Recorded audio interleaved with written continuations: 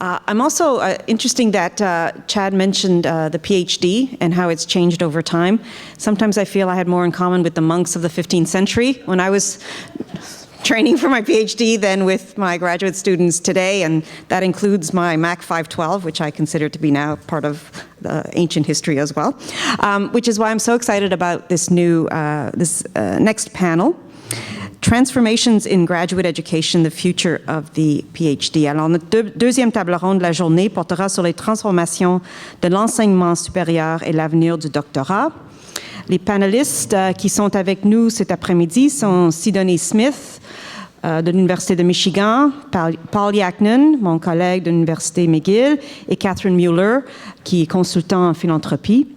The discussion this afternoon will be moderated by Leigh Yetter, who's the Executive Director of the Institute for the Public Life and Arts and Ideas at McGill University. And I want to thank iPlay for organizing and helping with this panel. I'm just delighted that you're with us this afternoon here at McGill. I'll leave you the floor.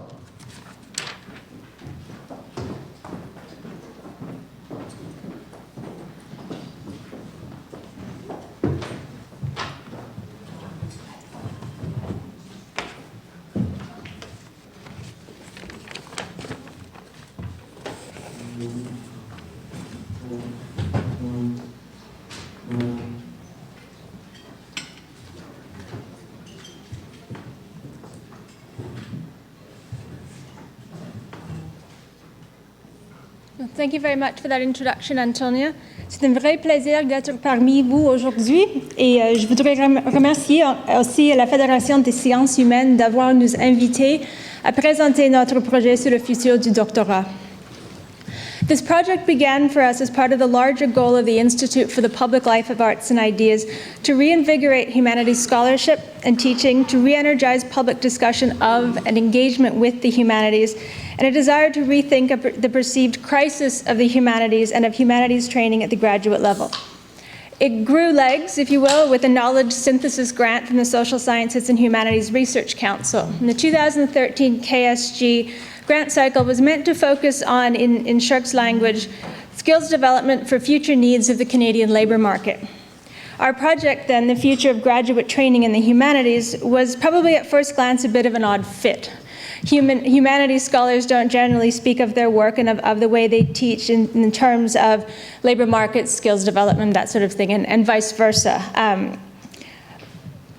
But what approaching the project from this perspective and within this grant structure allowed us to do is to address the crisis of the humanities PhD outside the primary academic context of the debates thus far, and to expand our understanding of the myriad contributions that highly trained academics have the potential to make to the political, social, and economic spheres. Et je suis reconnaissante au Conseil de recherche en sciences humaines d'avoir vu la valeur d'un projet qui ne s'aligne pas parfaitement dans le mandat du programme et d'avoir continué de soutenir nos efforts. So thank you, Shirk. The project has evolved into a white paper about the missed opportunities and untapped potential of doctoral training in the humanities at Canadian universities that offers a strong defense of the value and necessity of high-level humanities inquiry, as well as alternatives to the traditional path to the PhD. And I should say just here that the white paper itself is available on the iPlay website, and there are also links to our project through the knowledge synthesis site, the section of the Shirk site that addresses the knowledge synthesis programs.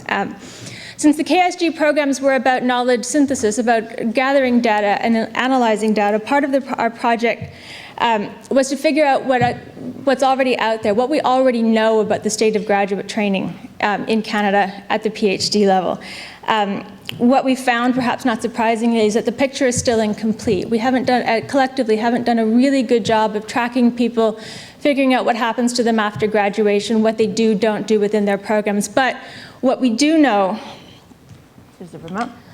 what did become clear from the existing studies that we're able to find is that we do have a problem. These statistics, I should say, are specifically in reference to humanities training. The picture for the sciences is not perfect, but it's a little different. So as many as half of the people who enter PhD programs in the humanities leave before they finish those degrees. Of those who do make it to graduation, the numbers are something like 20 to 30%. achieve full-time employment within the academy. That leaves us then with a troubling figure. As many as 90% of people who enter PhD programs in the humanities in Canada never achieve the principal goal for which those programs are designed, because we are still running PhD programs with the principal and perhaps in some cases even the exclusive goal of creating new professors. Nonetheless, and this is not entirely a secret, this information is available, and I think we do know the story of the state of graduate training in the humanities. People do still continue to make significant investments in their own education. We know that it takes, on average in Canada, about 6 to 7 years to complete a PhD in the humanities, and the average age of graduation is in the mid-30s. So people have devoted a significant part of their life to this training. We also know that across the board in all disciplines, enrollments in humanities, enrollments in PhD programs have increased in Canada over the last 40 years by something like 450%. So the number of people pursuing these degrees, despite the outcome, is rising, or has risen remarkably. So clearly there is a problem. But what we've determined and what we believe is that it is a problem largely of our own making, and therefore within our capacity to fix. It is fundamentally a problem of institutional culture, and that culture that focuses graduate training principally on academic employment when we know that not everyone is going to get that job. We can't do anything about the placement numbers. There will never be enough academic jobs to absorb all the new PhDs. But the other rather alarming figure, that 90% figure, if indeed that number is as accurate as it seems to be, dissolves in a way if we change the way we frame training at the PhD level. If we don't condition students to think of the elusive tenure-track position as the only worthy goal, and if we expand the way we train new PhDs in ways that allow them to think differently about the work they do, its value, applicability, and about the skills they develop along the way. We do, to put it directly, bluntly perhaps, we need to put an end to the idea that anything other than a lifetime career as a university professor is some kind of embarrassing plan B.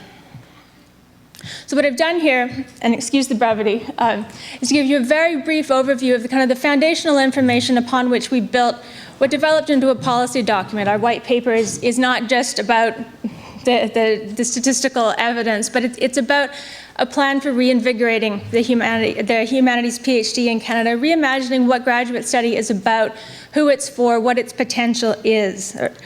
So what I will do now is turn over all of that to my colleagues and introduce them to you. Catherine Müller détient un doctorat en histoire de l'Université Queen's et elle a fait son postdoc ici à McGill. Elle a fait une transition du postdoc à la philanthropie en travaillant pour la Faculté des Arts à McGill et ensuite comme directrice générale de la Fondation du Musée McCord. I'm also really pleased to say that she will be rejoining us at McGill in a few weeks as Associate Director of Development Programs at Development and Alumni Relations. So congratulations. Paul Yaknin is Tomlinson Professor of Shakespeare Studies and Director of the Institute for the Public Life of Arts and Ideas at McGill. He's also the head of a major new partnership grant project on early modern conversions, and before that led another multi-million-dollar project on making publics in early modern Europe. Sidonie Smith is Mary Fair Crowshore Professor of the Humanities and Director of the Institute of the Humanities at the University of Michigan. She's also a literary scholar. Each of my colleagues will offer a short position statements to begin the discussion. The discussion will continue among the panelists, and then we'll open the discussion to include you. We very much want you to be involved in what happens with it over the course of this panel. I should also say that la discussion entre les conférencières se déroulera principalement en anglais, mais je vous invite à poser vos questions en français ainsi qu'en anglais. Okay. Thank you, Lee. Can everyone hear me? Okay, so I'll switch back and forth between English. Oh, again. Does that work? Is that better? I'll switch back and forth between English and French, so don't hesitate to ask for clarification or pose questions in either language. Puis j'aimerais vraiment commencer en remerciant la Fédération ainsi que le CRSH de votre soutien. Je trouve que cette discussion est tellement importante et on ne le parle pas assez souvent. Heureusement, ça commence à changer, mais ce n'était certainement pas le cas quand je faisais mon doc de 2004 à 2008. Et je vais commencer en décrivant un peu ma situation personnelle. Je dirais peut-être que je suis un témoignage vivant de notre sujet. So I'd just like to set the stage, speaking briefly about my personal experience, touch upon 3 points that I hope we'll have a chance to expand upon in our discussion. First, very personally, my doctorate. Second, my decision to leave academia. And third, the transferability of skills from academia to other industries. So, mon doctorat. Moi, j'ai décidé de faire un doctorat à l'âge de 23 ans parce que j'étais toujours bonne en rédaction et j'aimais beaucoup l'histoire. J'étais très jeune. J'ai toujours pensé devenir prof simplement parce que je connaissais aucune autre option. Ce n'était pas du tout un sujet de discussion. Mais j'étais très chanceuse. J'ai reçu de la financement.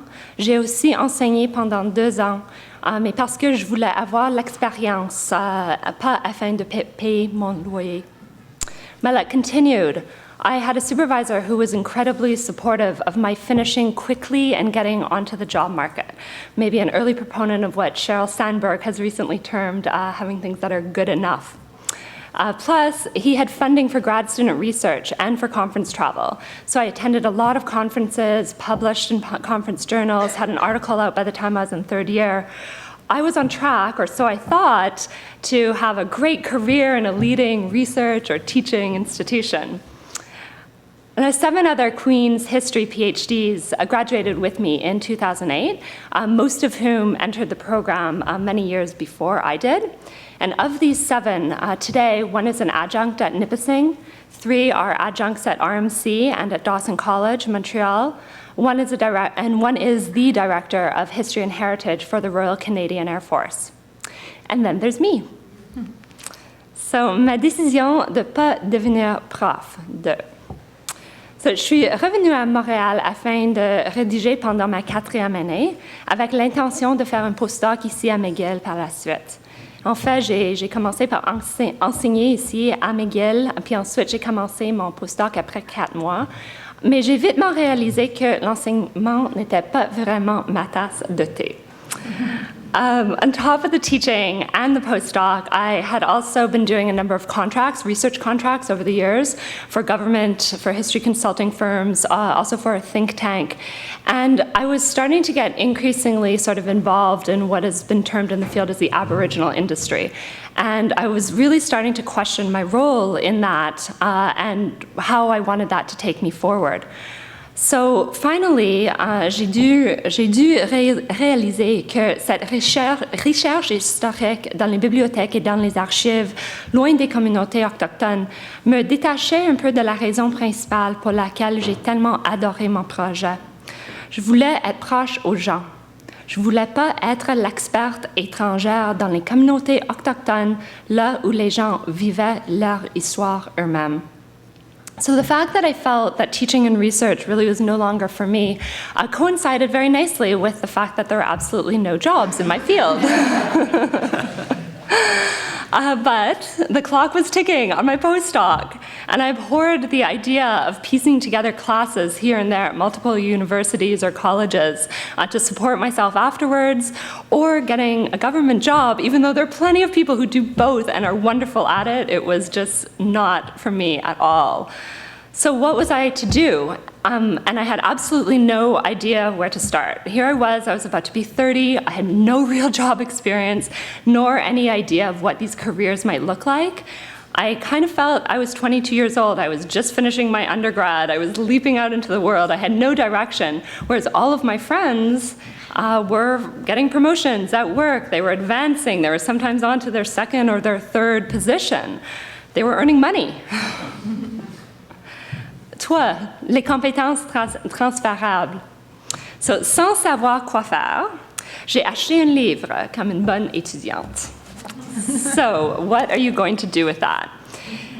Et j'ai visité les services carrières ici à McGill. Et je ne peux pas vous dire comment ils m'ont aidé. Je ne sais pas s'ils ont été formés pour faire ça, pour vraiment aider les gens au doc ou au postdoc, mais ils étaient incroyables.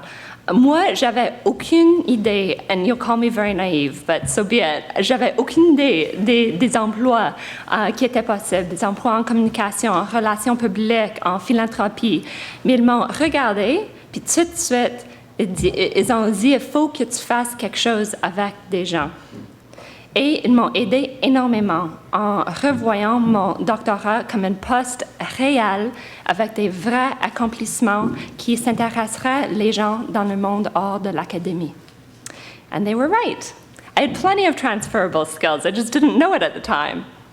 And there are lots. I'm going to mention 4 of them that I found particularly relevant for me as I've moved into a career in philanthropy. And the first, beyond all else, is writing. We all know the power of the pen is remarkable, and as I have encountered more and more professionals, so few people have it. We take this for granted in academia. But having said that, just because somebody can write for an academic journal does not mean they can transfer it to write for a larger audience. And I have this because I love telling stories and because my supervisor was a big proponent of this kind of writing, had a great influence on me.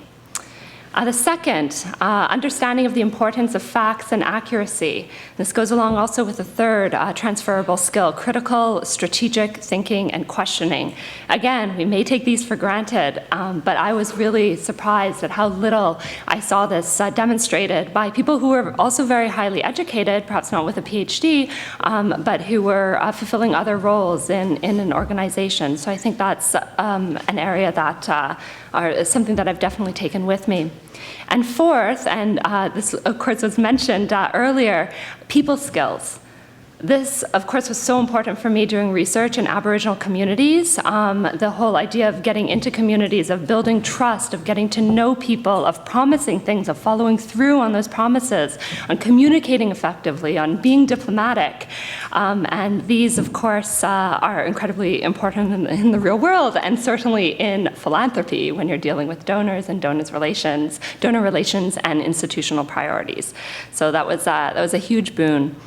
So I think really to come back in full circle from these skills that I learned, to circle back to my doctorate, to doing my doctorate, and to think about what I wish I knew then that I think I know now, I'd say three principal things. The first is that I wish I had had access to career counseling in those early days in the program itself. Possible mentorship with people whose domains I found of interest. My supervisor, my doctoral supervisor, was very supportive of me looking outside of academia for career, but he didn't know where to point me or how to guide me. So if there had been that mentorship where I could have gotten that information elsewhere, it would have been tremendous help. And also an idea of what needs to be on our CV. How do we build it? So the PhD is something, it's an added value, or survalue on the CV when we go out into the working world. The second is I wish I had known how important certain skills would be, these transferable skills I just mentioned, like writing, like diplomacy, conference networking. I wish I had spent some time understanding which one of those skills I was good at, and I liked the best, because that is ultimately what guided me to a new career path. And thirdly, I wish I had also been wise enough to see beyond academia at the time and not just focus on academic conferences and on my academic network, but really more to engage with the world around me. I started doing this a bit during my postdoc with a seminar series that I started, but I think I could have started doing that a lot earlier, and it would have been much more beneficial. So I will end with that and pass the mic over to Paul, and really looking forward to continuing the discussion in a little bit.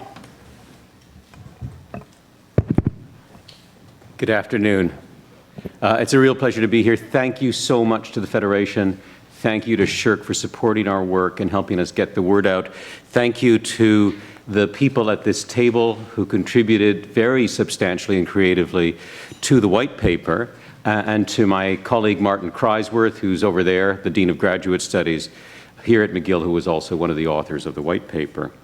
Lee Yetter and I were in Ottawa last month or 6 weeks ago, and we had the opportunity to meet with the Senior Policy Advisor to Jason Kenney. He's a young man named Michael Bonner. Very charming young man, and he recently completed his DPhil at Oxford with a focus on medieval Persian history.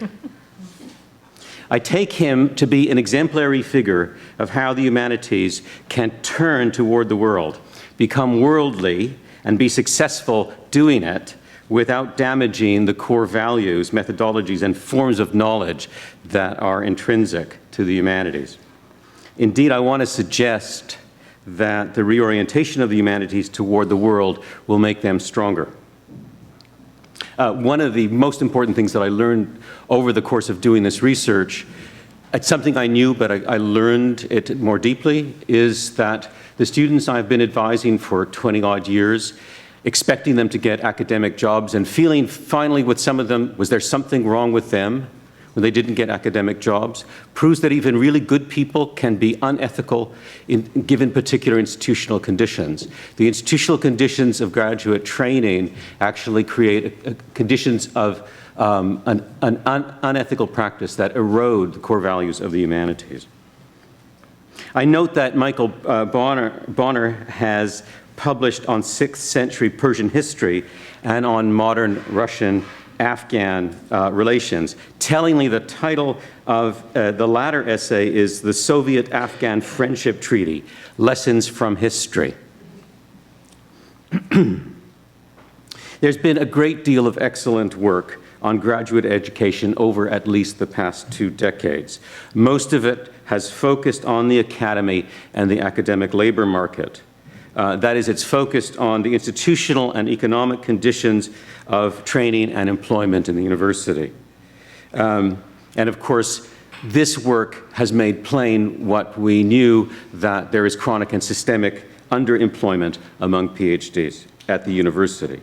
Our white paper is deeply indebted to the work that's been done by many people over the past 20-odd years, and we have built upon it. I think we make a strong case for rethinking the PhD, redesigning it so that it leads to a multiplicity of fulfilling and worthwhile career paths rather than to just one. So we've built this big superhighway, we invite people on it, we fund them, they drive to the end of the highway, and there's a narrow gate through which only about 10 or 15% of them can pass. That seems to me a serious problem. We also seek, in the work that we've done, to widen the angle of view, and we undertake to recognize the political and social role of the university. So this lines up very nicely with what Chad was saying before. We think that the university needs to develop a stronger sense of its duty to contribute to the social and political well-being of Canada, as well as to economic development. Education is not just about getting a job. That's really important. It's about preparing yourself to make a difference in the world.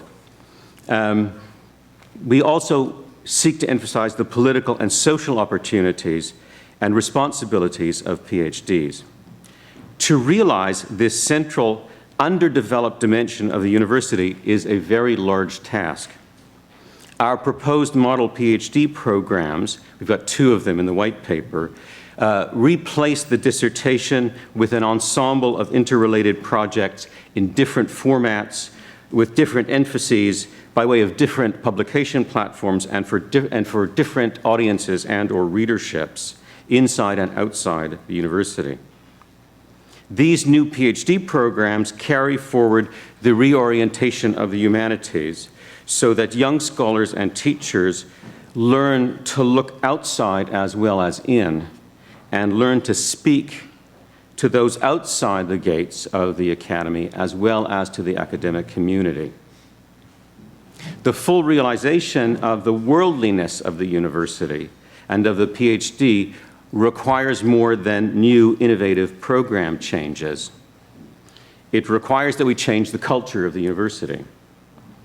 Now, the thing about culture is that it inhabits our programs and our practices, but it also lives in our brains, in our sense of ourselves.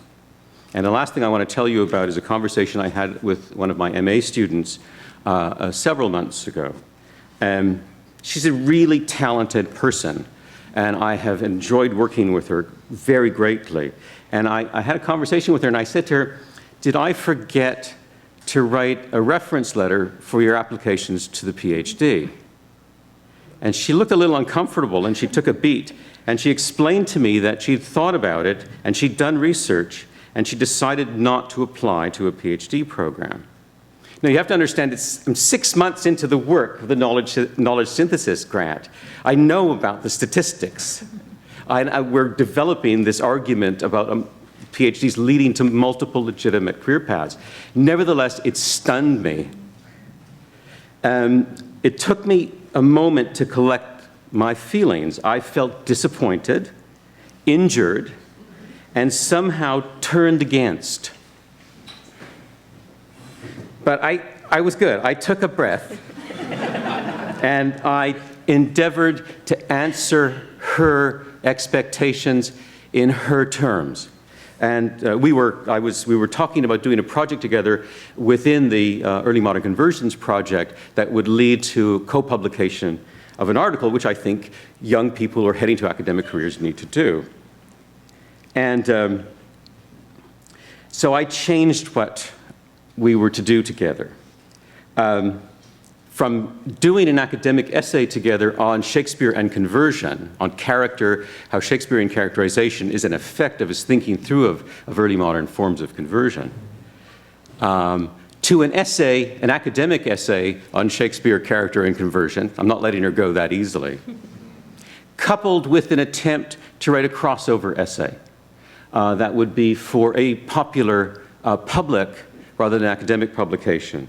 That would be about what Shakespeare can teach us about the present-day passion for self-transformation, which in North America is a multi-billion-dollar business. That's what I have to put on the table today, and I'll pass the mic to Sid Smith. Hello, everyone.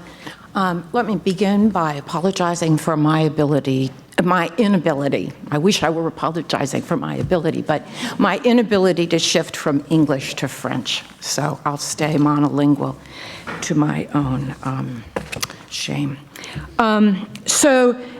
If we want doctoral education, oh, sorry, I got the wrong glasses. If we want doctoral education to contribute to a sustainable humanities in the 21st century, as we've been saying up here, then we need a more flexible set of models for what doctoral education, as coursework, as dissertation, might look like. And we need to be clear about what we think that doctoral students need to have as they prepare themselves for either a position in the academy or the multiple kinds of career paths they might take moving as humanists into the larger humanities workforce. So I would just want to be quick here.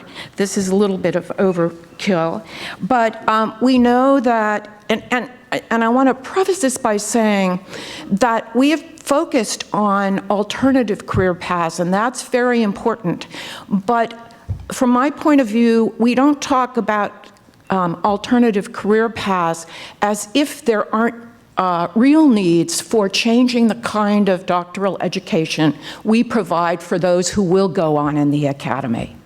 We know that we have to make changes because we know that our students have to be prepared for digitally assisted and digitally environed scholarship, to do that work, to assess the methodologies, to move between big data, small data.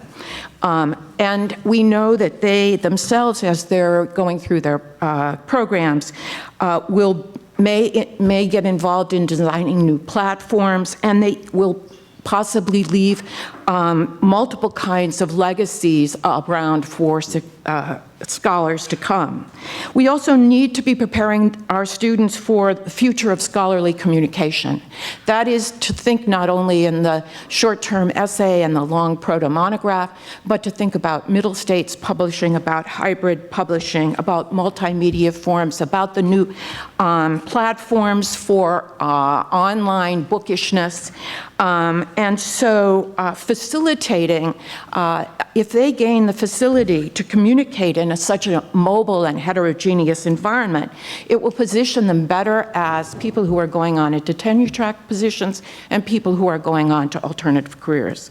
We need to prepare them for the future of peer review. We know that peer review is going to be changing. We know that there are these new models of peer review that involve both closed systems of peer review and open systems of peer review. And so our students need to know about and be aware of these changes in the labor that goes into peer review, the platforms in which that labor takes place, and the process itself. We need to prepare them for changing notions of expertise. Collaborative work in digitally assisted scholarship and in working in multimedia forms and platforms requires the collaboration of expertises, economic expertise, management, library, preservation, programming, graphic design, platform architecture, cyber infrastructure, and so on. And so our students are going to be increasingly in a kind of collaboratory with different kinds of expertise, where that expertise and the site of it moves around continuously. So we have to prepare them for that.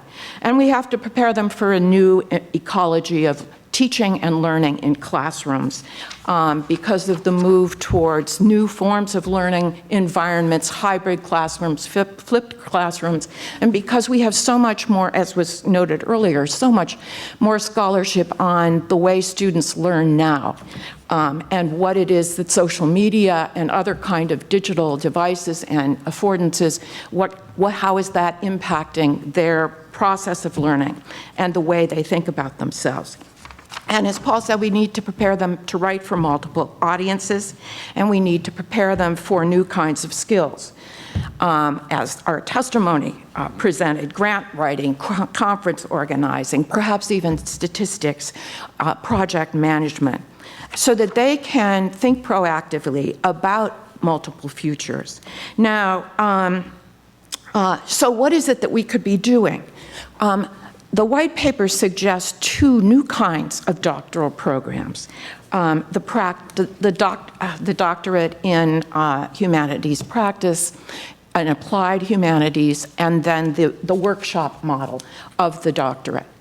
But not all of us are going to be involved in starting new kinds of programs. We're in our departments, we want to make change happen. The time is now to make that change. So how can we do our part and contribute to this transformation?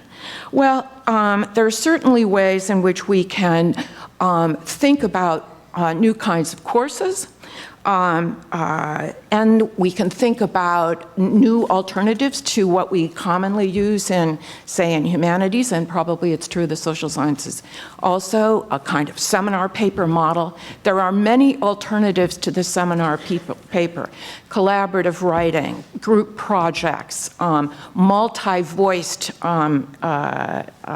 vehicles for carrying an argument to various kinds of publics. We could be doing that.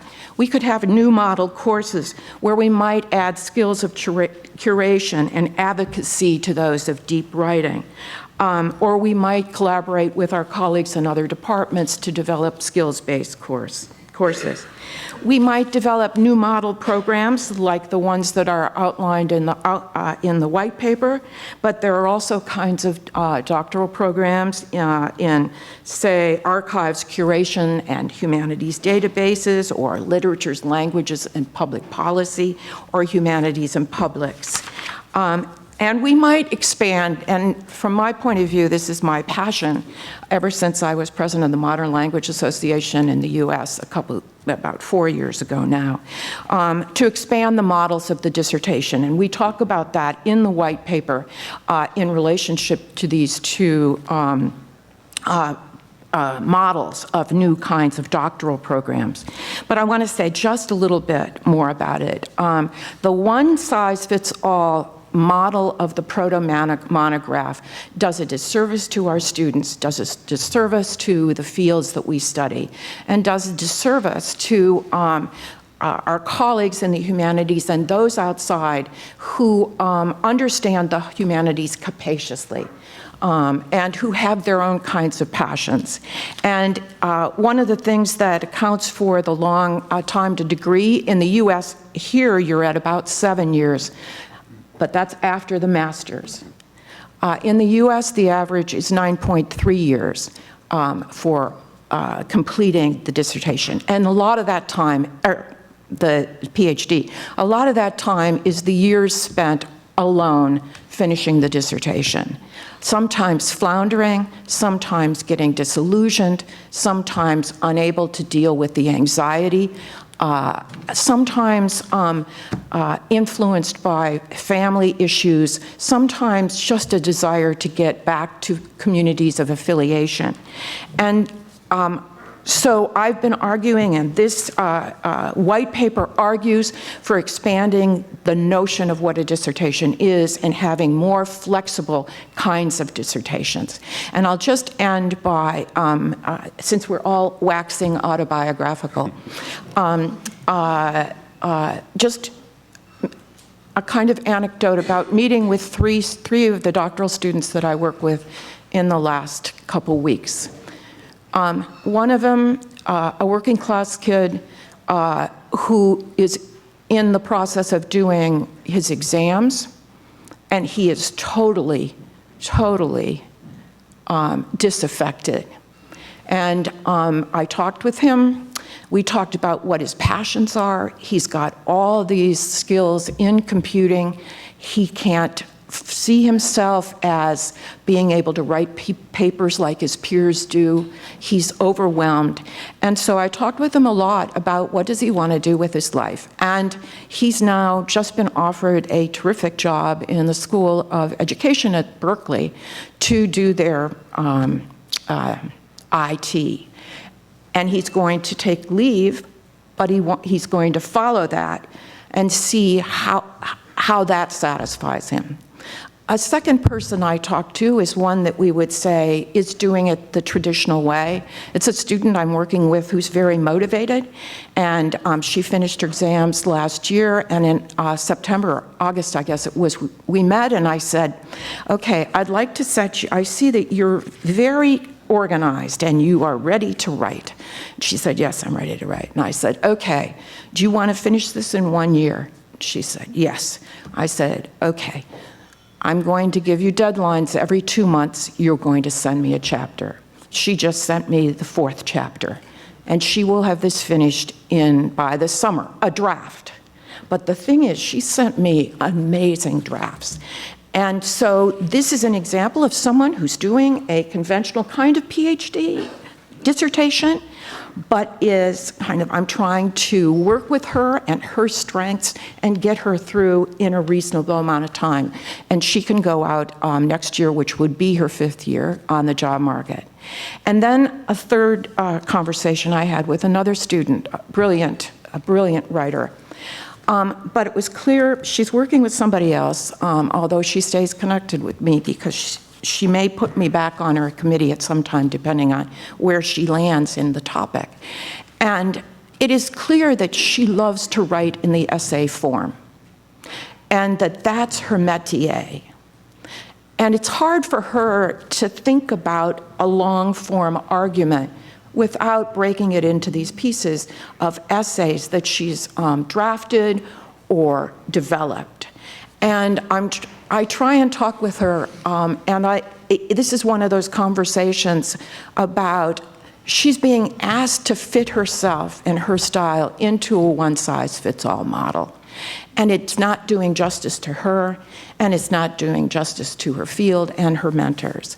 So these are situations in which I'm more and more aware of the need for expanding and making the dissertation stage of doctoral education more exciting, more kind of targeted at people's strengths. So, and then there's just one, I'm not going to say anything about this, I'll just put this on. This is just how changing the doctoral education and rethinking it, transforming it, the kinds of interventions it can make in the state of the humanities and the futures of our doctoral students. Thank you. Thank you very much. Is this on? Yes. Thank you very much. I think it's a wonderful start to our conversation.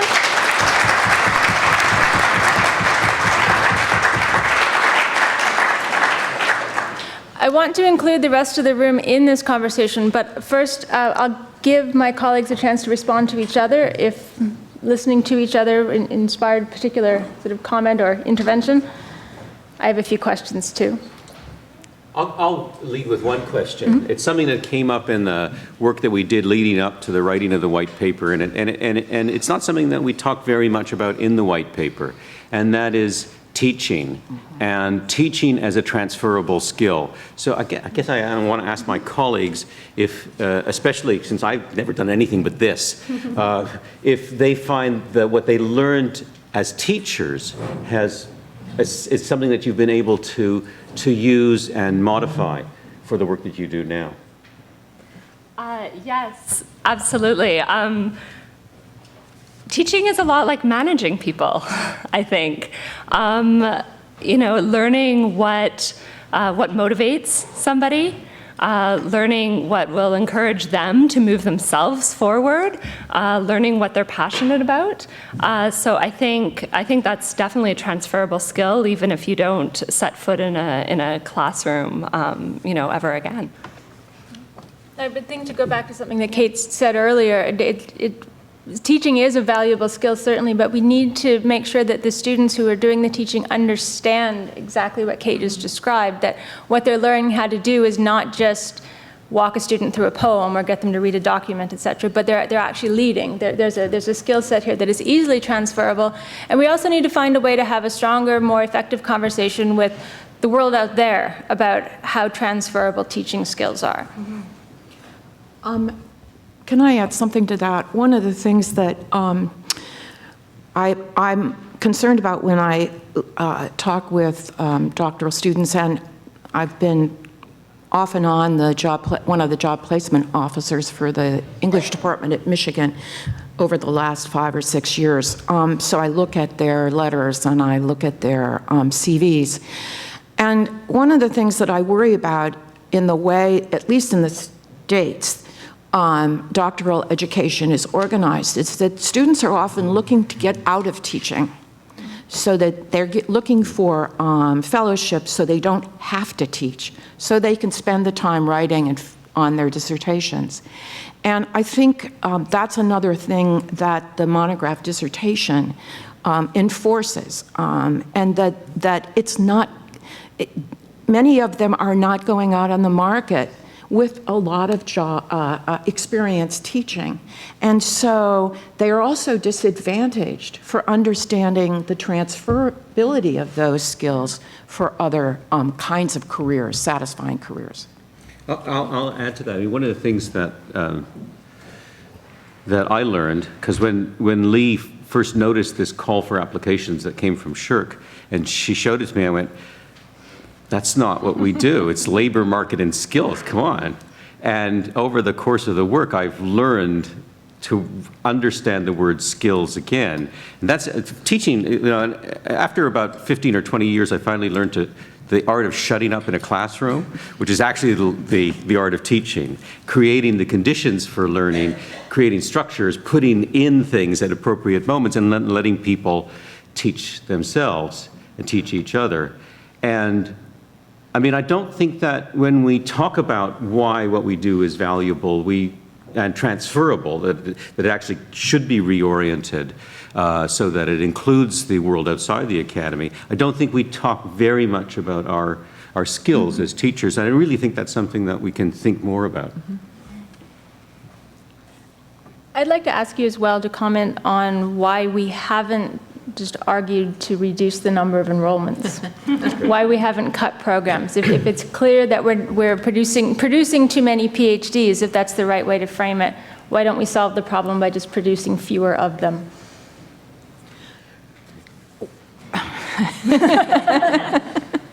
Well,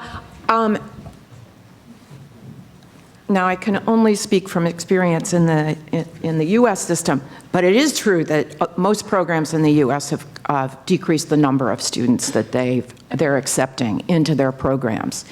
Michigan, like in the beginning of the 90s, might have admitted 30 or had 30 people in the cohorts for the entering doctoral cohorts, but now it's about 12 or 13. I don't think it's true that we aren't decreasing the number. I don't know about the programs here. But I do think there has been, and some of them, the problem is some programs in the humanities at least, and particularly in the languages, get down so small that there's not a critical mass to have a cohort. And you have to have a cohort of students to be responsible to the students. So there's a tipping point of how low you can, how much you can decrease programs. The answer for me is not, I mean, the details are complicated, but the overall answer is pretty straightforward. And that is the kinds of knowledge, the kinds of research skills, the kind of teaching skills that the humanities cultivates are valuable. They're valuable within the university, they're valuable outside the university. The people who develop them to the top of their bent are PhD students, and the PhD students also keep the faculty members honest. So if this kind of knowledge is valuable, the PhD is valuable. And I've had a number of conversations with people who said, well, why don't you just reduce the numbers? And I tried to explain to them why the humanities and the work in the social sciences as well is valuable and therefore worth cultivating. But the programs have to change. They have to not lead to a narrow gate so that people end up in wrecked cars scattered all over the field beside the gate. And if they open up, and if they're seen to open up from the beginning, then I don't think we need to talk about cutting, because, you know, one of the things that this lovely young man, Michael Bonner, said to me when we told him what we were doing, and he'd read our white paper, he said, you know, in Germany, all of the political leaders have PhDs. What is the matter with us? So one of the things we want to develop is people will say, oh, you have a PhD. The person beside you on the plane, right? And they'll say, oh, that's great. That's really admirable. Not, I better watch my grammar. Well, and I think to that as well, I think maybe we do want to cut the numbers, but I think we want to cut the numbers for the right reasons. I don't think we want to cut the numbers because not every PhD is going to go on to become a professor. We know that already. And there are a lot of very rewarding and very important ways that people can make a difference outside of the academy. But I do think maybe instead of cutting the numbers, we need to be very, very honest in the expectations for students entering those programs.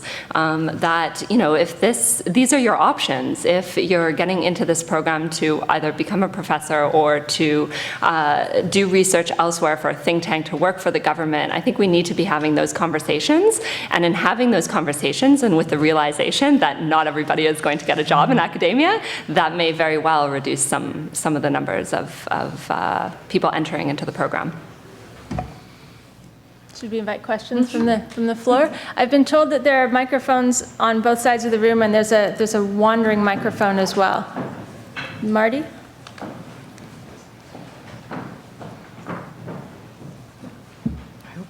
Thank you. I'm Marty Kreisworth. I'm Dean of Graduate Studies here. And first of all, I really want to thank the Federation, thank McGill, and thank Shirk for partly supporting the white paper and that kind of initiative. To me, somebody who's an English professor, been in the humanities for 40 years, has been a dean or associate dean at several institutions for 18 years, been president of an international graduate organization and a national graduate organization. This is the first time this issue has come up in a specific context like this. And to me, it's like now I can retire. It's finally happened. You know, people are talking about the thing that's closest to my heart. So I have lots of things to say, and I'm not going to say them all, but I want to say a couple of them. The question that Lee asked, and Paul has asked at the very end, is typical of some of the things that you've already talked about, but I think I want to use that as an entree to say a few things. First, see, we keep tripping ourselves up. We're saying, well, why do we produce, how are we overproducing PhDs? And as soon as you ask that question, you realize that the assumptions underneath that are wrong. Overproducing for what? You know, you can't have a number if you don't know what the goal is. And frankly, we don't know what the goal is. We used to think we knew what the goal was, that the goal was reproducing the professoriate, which certainly is a goal, but it may be a goal that only is 20%. And one of the things we've forgotten here, I just want to put in the back, I'm not going to talk about it, is that we assume we're talking about institutions that are all the same. There's worse information out about who gets jobs when you try to actually get into the data. If you look across North America, forget England, there's also, and Australia, which we have data on, but if you look across North America and in the humanities, you're going to find that of the 600 institutions that give PhDs in Canada and the US, probably 80% of the jobs come from about 40 of them. And that is another piece of the puzzle that doesn't always get talked about. So given those things, where we trip ourselves up is that we say, yes, the humanities are good for lots of things. People get out of the humanities and they get into all sorts of good job situations, which they do. But there's a conflict there because we're not training them to do that. So then we say, well, we should train them to do that. But we need to do both things at once, and that's really the problem is. Because to try to make these transformations, as soon as you start doing them, you're going to get the people that we need to be on side, the faculty members and the administrations, who are going to revolt. They're going to say, okay, that's fine, I understand why we want to change the dissertation and so on, but my student is going to get that job in that institution, and I'm not changing it for my student. Because I know I have a great student. This is the best student I've had in 10 years, and that person is going to get a job. And that's the problem. You want to do both. I don't think we can give that up either. I mean, I think Chad must know very much. You know, when Shirk tried to do something, I think, very useful a number of years ago, and tried to say, let's make our proposals a little more worldly. I'll put it in that way. Or, you know, it was interpreted as you've given up, you know, Western civilization is gone. You know, is gone. That's what's happened. And this is exactly the situation we have.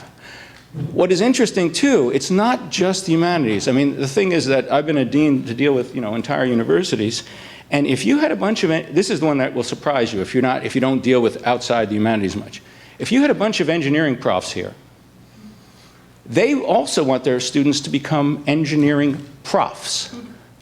They don't want them to become directors of Bombardier. I mean, they're very happy when they do, and then many of them do, more of them than go into the humanities, and there are all these jobs out there. But there still is this fundamental notion that we're reproducing ourselves. So all I'm saying is there's a very complicated human factor that we have to think about, very complicated. And I think the strategy for doing these things is that we need to do all of them at once. We need to have parallel patterns whereby we start changing the ideas about what the dissertation can be with some pilot projects, so don't change the whole thing for everybody. So if students want to do certain kinds of things, you allow them because the faculty will revolt and then you'll get nothing done. We need to be able to get the expectations right. I think the thing we do worst in all of graduate school, but it's particularly true in the humanities, is that we don't tell the students up front what the possibilities are. We need data.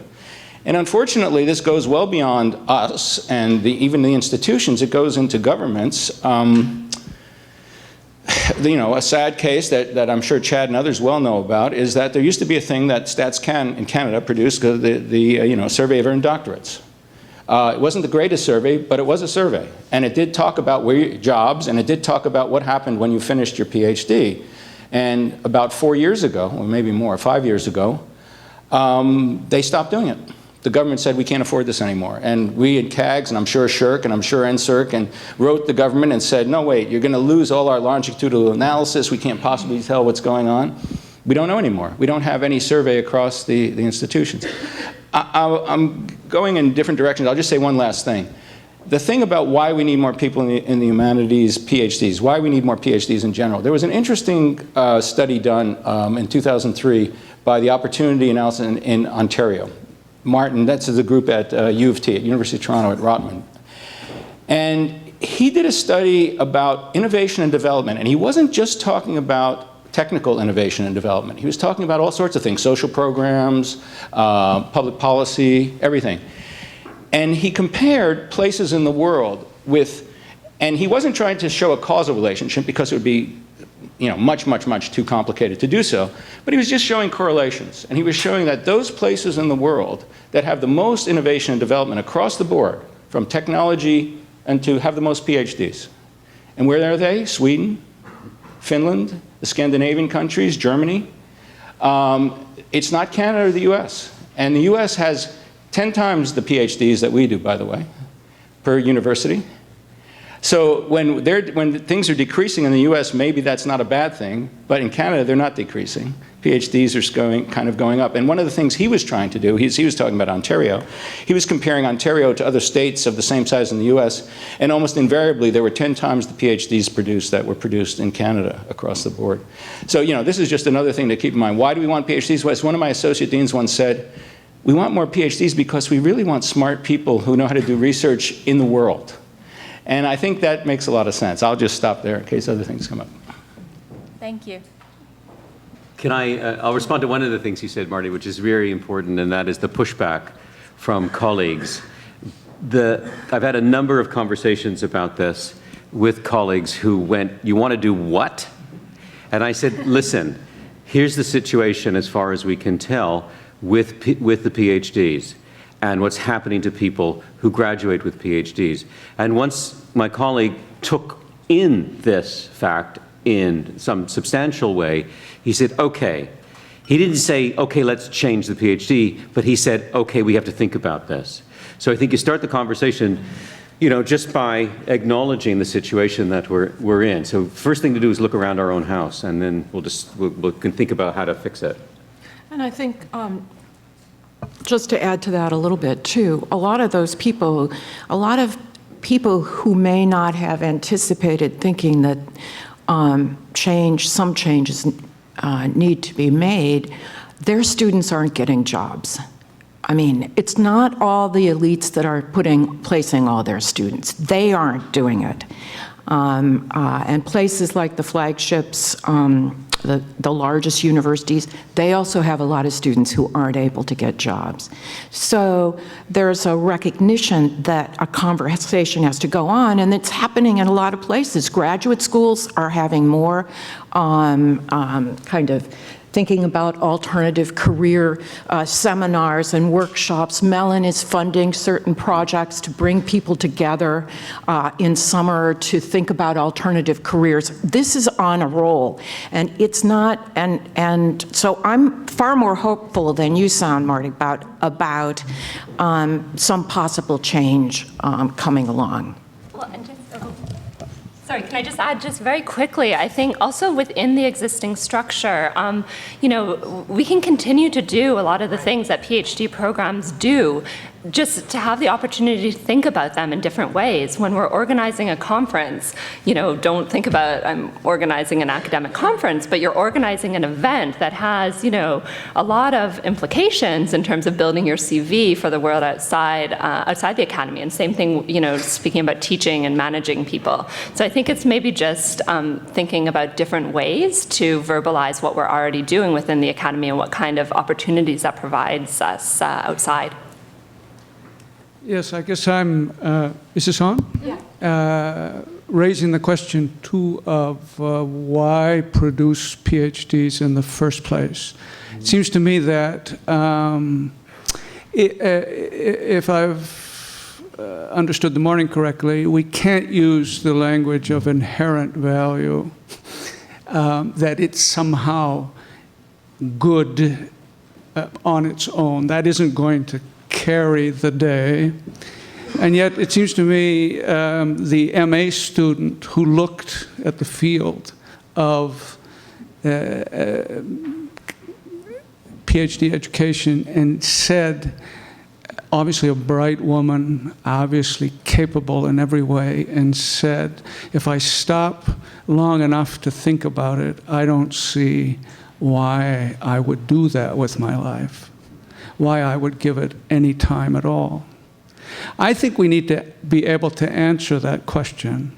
And if we can't answer it in the key of, because I love this stuff, because I find it somehow important, which I don't think actually is going to persuade the government to fund it. It's not going to persuade student populations to enroll. Then I think that if we can't answer that question, why do it at all? It's hard for me to see how we're going to be successful coming up with applications. So that's my question. I'll speak to that. That's a really good set of questions. The student I was talking about didn't say that she couldn't see giving her life to it. She said she thought about it. She really loves literary study. It's just not what she's going to do. It was just a choice that she made. I think that we've been very kind of rational and planning based here at this table, but I think all of us love what we do.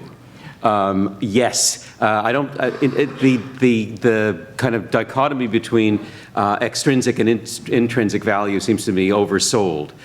We can, in fact, make a case for the humanities in terms of both, and the white paper does make a case for the humanities in terms of both, and a kind of fusion of intrinsic and extrinsic. And it does so, I'll say, because it's something I just learned as I've thought my way through it, in terms of high-level skills. Because skills, rather than being separable kinds of attributes that we take into the labor market, are, when we cultivate them in humanities PhD programs, skills that become of a piece with the person, that change the person, that actually change the way the person sees and thinks and speaks. So for me, I think that I respond because I hear everything you're saying, and I think I agree with everything you're saying, but the upshot for me is that the PhD program speaks to what you're saying and actually fulfills the kind of intrinsic inherent value and takes it out into the world where it can do good as well as within the university. And I would also say, and this may be very unpopular, so forgive me, but why are we looking at a PhD, at getting a PhD, as a job? I mean, why, we do it for 4, we do it for 6 years, we do it because we love it, we do it because, well, we're paid, I hope. I would not have done my doctorate if I didn't have funding. I learned so much, I acquired so many different skills, I met so many interesting people. It led me on my path to my next job. And why do we choose any job? Because of the people who are involved, because of the subject matter, and because we're passionate about it, hopefully. So for me, I just see it as an earlier step before I entered into a different kind of workforce. And another thing that I think is really important is, applications are robust to graduate school and doctoral programs in the humanities. People want to do it. And they're passionate about it. And part of why they're passionate about it is they see something that they want to change. They want to change disciplines. They want to ask new questions. They want to put pressure on an institution. They want to open up new kinds of conversations. The academy needs them. So for all those reasons. Hi, everyone. My name is Josette Landry. I'm a VP at MyTax. One of the things that really struck me today, and I should take a little parenthesis and admit that I have a PhD in genetics, not social science, is how many of your statements, Catherine, resonated with me. So I think it's important to realize that this is a much broader question or problem, that it actually applies to many disciplines. So I would really like to thank the panel for bringing it to the floor today and to really think that we need to discuss this as a broader problem. Yeah, I agree with you entirely. Our own focus initially was on the humanities because that's what we do. But yes, I think the conversation can be had across the board, across the university, and no discipline is really immune from the issues, the questions at stake. Yeah. First, just a comment. on Paul's observation that German political leaders all have PhDs, but they're not habilitiert. So I wouldn't want to replace the German pathway to a professorship, which takes many, many more years. But what it does open up is the possibility for a PhD that is intended for people who aren't necessarily going to academia. One of the developments in North America has been more the non-research kind of PhDs, SciEds, and that sort of thing, and there's been a lot of criticism about it. I'm wondering if the panel has any observations about non-research PhDs compared to, frankly, just shorter PhDs that still have a research component. Can I say something? Yeah. My own take on that is I don't think there should be different kinds of PhDs. I think PhD, a FID is a FID. And I was just at a meeting the other day, a couple afternoons ago. It was people all across the University of Michigan faculty talking about how to make a space in the academy to value the work that faculty can do engaging the public on topics of import, okay? And we were opining that, especially those of us in the humanities, that it would be really good if we had better skills at talking to multiple audiences so that we can bring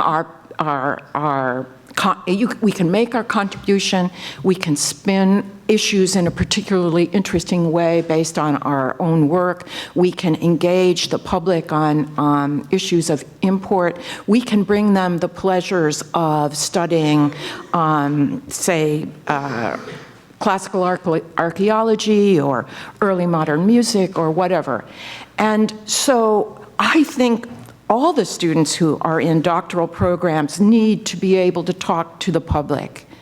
And I think my colleagues and I need to be able to talk to the public. So I don't see, I'm trying to, for me, this kind of transformation is not just to create career paths to a kind of large humanities workforce, but to kind of bring new possibilities for the education of those who are going to go on into the academy, because we want them to make the changes that are important over the next couple decades. We want them to take leadership positions and be prepared for those. So I don't like the idea of separate kinds. There are different, we have in the white paper a conceptualization of some new models, but not as if that new model is not a PhD and doesn't have all the aspects of what we might call the traditional PhD. C'est à moi. Je m'excuse, Madame C, je vais parler en français, ça m'est plus facile. Denise Côté, Université du Québec en Outaouais. Je voulais juste soulever un aspect que je n'ai pas entendu cet après-midi. On a, nous, comme certaines autres universités, des nouveaux doctorats qui sont, il y en a un, entre autres, en sciences sociales appliquées, une très petite université, donc dans des domaines multidisciplinaires, et on attire souvent des candidats qui sont déjà en emploi. On est à Gatineau, donc des employés de la fonction publique, par exemple. Je ne prends que cet exemple-là. Moi, je suis en travail social, donc les travailleurs sociaux, habituellement, sont déjà en emploi. Donc, contrairement à vous, Madame Catherine, là, les bourses n'existent pas. Il n'y a pas de cheminement traditionnel. Ils ne peuvent pas suivre le cheminement traditionnel. C'était mon cas, d'ailleurs, il y a 25 ans. Je n'ai jamais eu accès aux bourses parce que je travaillais toujours à temps partiel comme chargée de cours. On connaît cette catégorie-là. Si on parle de diversifier les débouchés, il faudrait peut-être aussi penser à l'entrée de diversifier les conditions d'admission et les conditions d'accessibilité. Là, je parle au CRSH dans une certaine mesure, mais non seulement ça, même dans ma propre université, j'ai été témoin d'un candidat qui était refusé parce que, étant à l'emploi depuis 12 ans, je donne juste un exemple, au gouvernement fédéral, ses références venaient du gouvernement fédéral, puisque Ses mentors étaient à la retraite et plus rejoignables, à la maîtrise, il n'était plus rejoignable. Il a été refusé parce qu'il n'y avait pas assez d'appui. Bon, et ces carrières-là existent aussi, il me semble que c'est important de le souligner, parce que si on veut faire un lien entre, justement, les carrières différentes, il faut penser au cheminement intellectuel non traditionnel, tiens, je vais appeler ça comme ça, non traditionnel au sein des universités, au niveau du doctorat. Parce que comme le disait Mme Smith, je terminerai avec ça, c'est que les gens qui viennent, moi, les gens que j'ai vus, là, dont la personne dont la candidature a été refusée, mais d'autres personnes, j'en connais, qui viennent de France, entre autres, ils viennent parce qu'ils cherchent quelque chose dans notre université, à notre programme. Ils veulent changer les savoirs. Souvent, ils tirent de leur propre expertise. Quand ils sont de l'étranger, c'est de l'expérience étrangère, mais ils veulent faire une synthèse et ils contribuent à l'avancement des connaissances. C'est la passion qu'on a pour ça. Pourtant, ces gens-là sont dans l'ombre continuellement. Et quand on met, et je termine avec ça, le nombre d'années pour terminer, c'est sûr, sont souvent en temps partiel. Donc, c'est sûr, là, on a toute une série de normes sur la rapidité c'est pas la persévérance. Quand on fait ça en temps partiel, on prend le double du temps, il faut être doublement persévérant. Là, c'est pas ça là, qui est la norme. La norme, c'est de moins en moins d'années. Moi, je voulais juste souligner qu'il faudrait peut-être réfléchir à cet aspect-là de la question qui, nous autres, nous arrive en pleine face dans nos doctorats en sciences sociales appliquées. Ben oui, absolument. Puis je vais juste ajouter, j'avais un ami en fait qui a commencé son doc au même moment que moi, puis il travaillait également. Alors c'était vraiment à temps partiel. Puis lui, elle a terminé en, je pense, peut-être 5 ans, et c'était incroyable. There were people who had also started at the same time as us who were continuing to do the doctorate, for another 3 or 4 years after that. And he finished quickly, very, very quickly. Puis je pense cette question de diversité est tellement importante parce que les gens qui travaillent, qui commencent, qui font le doctorat au même moment, ils amènent toutes sortes de choses différentes au programme, and also to encourage and motivate other people with that sort of work ethic. So absolument. C'est essentiel. I would also add that I'm in agreement, absolutely, and I think that inviting people of different backgrounds into PhD programs means you get different research questions. They have different experiences, and that cohort of students, the 23-year-old, I was 22, no life experience, would benefit enormously from seeing people work alongside them in bringing different experiences with them. Yes, je vais parler en anglais parce que c'est plus facile pour moi. But I think the question is a great question. I think that, like the previous question, the universities adapt, the programs should adapt for people who have different career goals and are in different life situations. It speaks to a larger question, which we haven't discussed.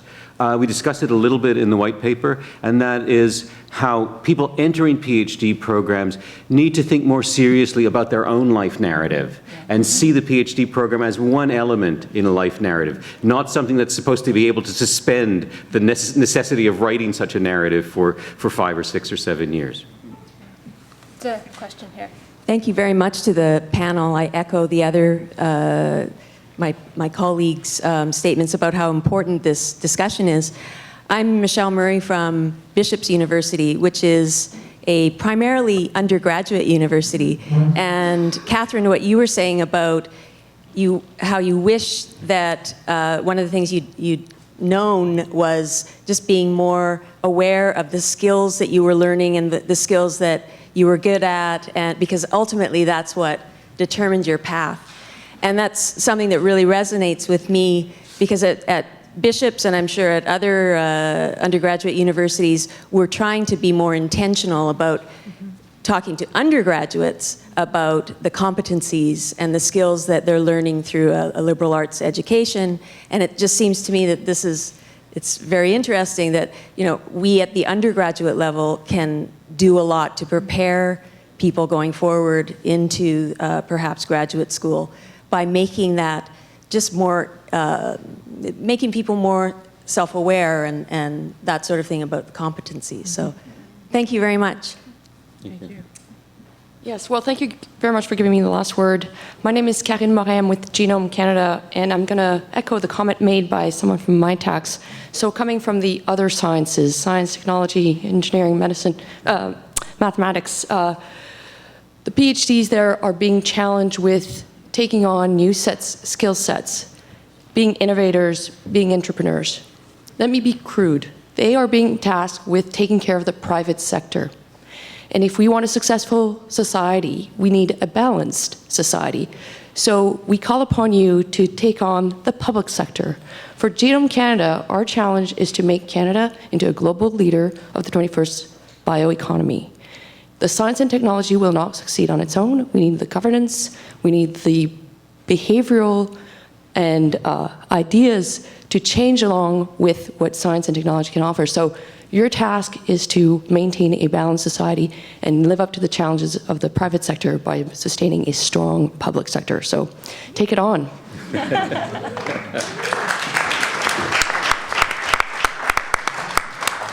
Well, I guess I have the last word to thank the panel for not only really nice and lively presentations, but for also stimulating the debate, but also touching upon things that I think all of us have been thinking about for many years. So thank you very much. Thank you for putting together the panel, and thank you for delivering it, all of you. Thank you very much. I just want to re-emphasize.